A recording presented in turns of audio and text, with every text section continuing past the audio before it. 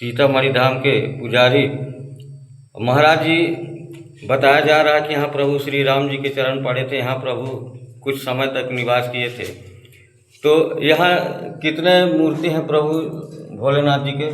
जी, जय श्री राम। श्री सीतामढ़ी धाम घगरा में आप सभी भक्तजनों का हार्दिक स्वागत, वंदन, अभिनंदन है। यहाँ भगवान श्री राम के वनवासकालीन स्थान है। यहाँ भगवान श्री राम, भैया लक्ष्मण और माता सीता जी जब छत्तीसगढ़ की धरा पे प्रवेश किए थे, भगवान की द्वितीय प्रारंभ धरा है जहाँ पे 71वें स्थान से जाना जाता है सीतामढ़ी धाम। राम वनगमन मार्ग के तहत ये स्थान है भगवान का वनवास स्थान। भगवान के द्वारा यहाँ स्थापित 3 शिवलिंग स्थापित है, जो विश्वकर्मा जी के द्वारा यहाँ गुफा निर्माण की गई और भगवान श्री राम जी के द्वारा ये शिवलिंग स्थापित की गई, भैया लक्ष्मण जी के द्वारा स्थापित की गई और माता जानकी जी के द्वारा 3 शिवलिंग यहाँ पे स्थापित की गई और भगवान ने यहाँ पे रह के। तो हम चाहते हैं कि हमारे जनकपुर जनमत से जो दर्शक हमारे साथ जुड़े हुए हैं उनको पूरा दर्शन करवाएं, कहाँ से कहाँ निकले थे। तो परिक्रमा मार्ग पे हम चलते हैं कि जो दर्शन हो रहे हैं ये हमारे भगवान पूर्व मुखी जलेरी में स्थापित और भगवान 12 ज्योतिर्लिंग शक्ति पीठों के साथ मां शक्ति योनि के साथ भगवान भोलेनाथ स्थापित है श्री राम जी के द्वारा। और यहाँ पे भगवान के द्वारपाल भी स्थापित है कक्ष के बाहर अगल बगल, श्रृंगी और भृंगी के नाम से जो भगवान के जाने जाते हैं, दोनों द्वारपाल स्थापित है अगल बगल कक्ष में। और यहाँ जैसे हम आएंगे द्वितीय कक्ष के पास, तो द्वितीय कक्ष में आप दर्शन करेंगे भैया लक्ष्मण जी के द्वारा स्थापित शिवलिंग, जो कि उत्तर दिशा में स्थापित है 6 योनि शक्ति पीठों के साथ। भगवान जब भी कोई भी मूर्तियों को स्थापित करते थे तो उसमें पूर्ण रूप से उनके भाव को स्थापित करते थे। तो यहाँ पे शक्ति योनि पीठ भी स्थापित है। ये भैया लक्ष्मण जी का स्थान था जहाँ भैया लक्ष्मण जी अपनी तप साधना करके हम कुछ वर्ष यहाँ कुछ दिन भगवान वनवासकालीन व्यतीत किए। और ये गुफा में जो पुराने दरार पड़ी हुई है, ये दरार कई वर्षों की, कई प्राचीन वर्षों की दरारें हैं, क्योंकि भगवान का आगमन आज नहीं कई वर्षों पूर्व हुआ था। तो ये भगवान कुछ न कुछ प्रकार में दिखाई देता है। आप यहाँ परिक्रमा भी कर सकते हैं मंदिर के अंदर ही, गुफा के अंदर ही। ये सब एक ही चट्टान में बनी हुई गुफा है। ये जो भी आप गुफा के दर्शन कर रहे हैं पूरे एक ही पत्थर के चट्टान से बनी हुई दिशा गुफा है। तो ये एक गुफा खाली भगवान विश्वकर्मा जी के हाथों भगवान राम जी के वनवास कालीन के लिए बनाया गया था।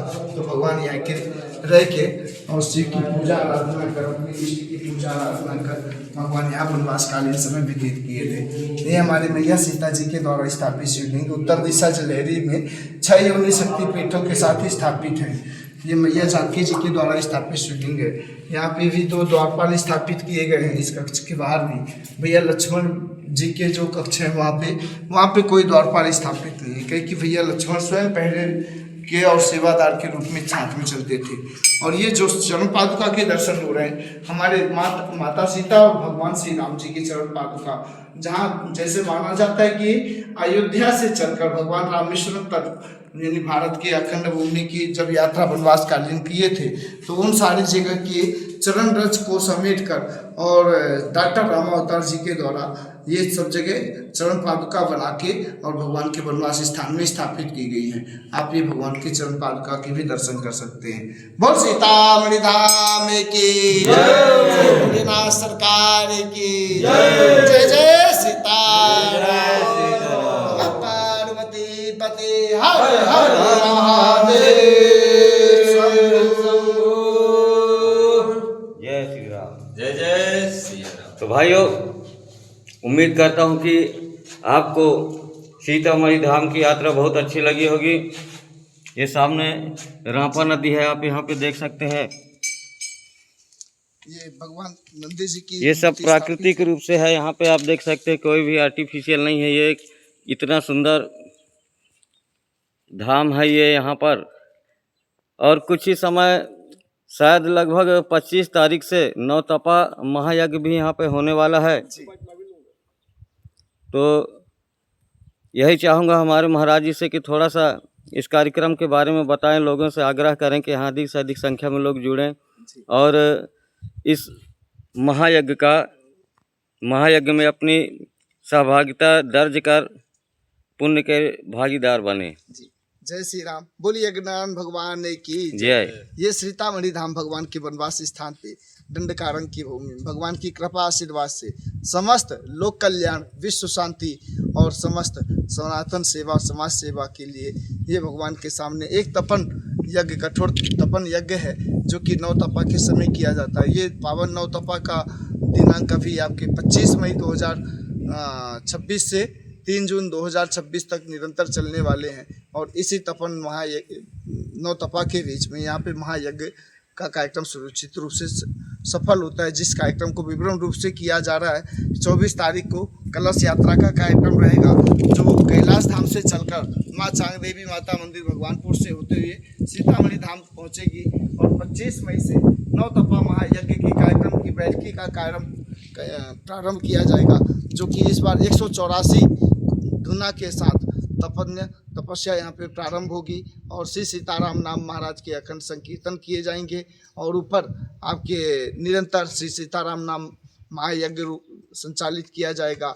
वाल्मीकि संगीत में राम कथा का भी आयोजन किया गया है। साथ में दोपहर 3 बजे से लेकर शाम के 7 बजे तक वाल्मीकि श्री राम कथा कार्यक्रम का भी आयोजन किया जाएगा। और प्रत्येक दिवसीय रामलीला कार्यक्रम जो कि वृंदावन के आय कलाकारों के द्वारा, ब्रजवासियों के द्वारा भगवान श्री राम, मर्यादा पुरुषोत्तम भगवान श्री राम की एक दिव्य झांकी और रामलीला कार्यक्रम का मंची प्रदर्शन करेंगे। उस कार्यक्रम का भी समस्त क्षेत्रवासी आनंद लें, लाभ लें और अपने जीवन में भगवान मर्यादा पुरुषोत्तम की झांकी और उनके भाव को अपने हृदय में उतारें। और ये सब कार्यक्रम का ज्ञान गंगा महायज्ञ का, नौ तपा महायज्ञ का आमंत्रण आप सबको जनकपुर जनमानस की ओर से आप सबको आमंत्रित किया जा रहा है। आप सब श्री सीतामढ़ी धाम घघरा में पधारें और आप सब समस्त क्षेत्रवासियों का स्वागत, वंदन, अभिनंदन है। जय श्री राम। अपनी सहयोग सेवा जरूर बनाएं। सीता